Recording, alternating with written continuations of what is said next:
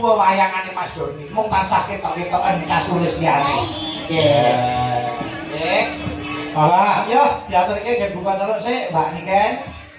Wayangan dilanjutke. Ora. Iya, Nduk. Ora.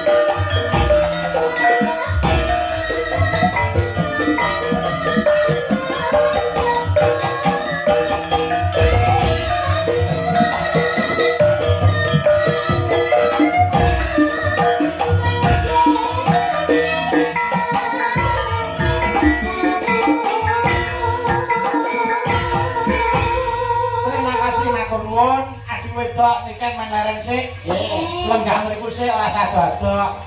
Ya, nggih. Ayo aku nyuwun tulung Mbak Ayu, kene jumeneng kene. Monggo, petaran-petaran tulung.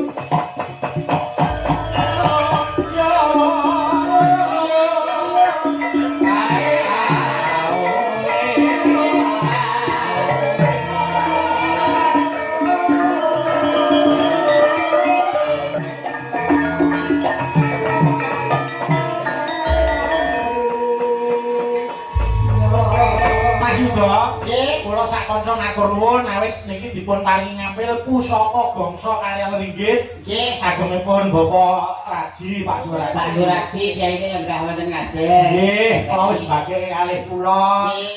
Wah, kula jan kan napa gumun gamelan apik kaya ngene. Wah, saya. Wayang hebat kaya ngene. Nggih. Hebat. Wiwit awan wis kagem napa niku kelenengan. Uyon-uyon. Uyon. Nggih. Nyatane ya gamelan kopeng tenan kok. Nggih. Saestu. Yo Malik Slendro, Malik Slendro. Nggih ugi salam hormat dumateng Bapak Wakil Bupati Mas Santo nggih nunggani. Oh nggih. Ingkang putra nggih ngasta wonten dalang Mas Dio. Oh nggih Mas Dio. Nunggani. Pokoke Camat Wilujeng Dalu saya niku. aja nganti kembo oleh sinau ten perjalanan nggih Mas. Nggih. Iki ana sing ngersake anu Mas, podang kuning. Nggih. Kaya diaturke sik. Kalau wau nggih wonten ingkang ngersakaken anu saking Mbah Lurah menika anu menapa menika tembangipun Mbah Sukron Hasbunallah. Oh nggih, nggih, nggih. Murah kalau wau. Yo, podang kuning buka celok Mbak Ayu. Siap, siap. Yo. Iso abane ngomar pesora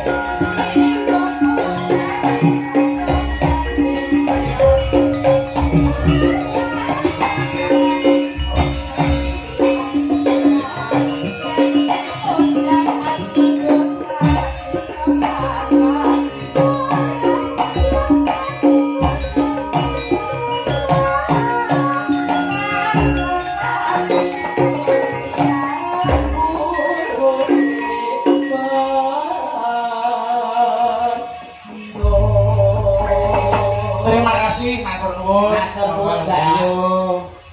Niki gandeng anu Mas. Nggih. Garwane rak saka Banyuwangi to. Nggih, leres. Nggih, niku aku tak ngaturke lakon Banyuwangi sih.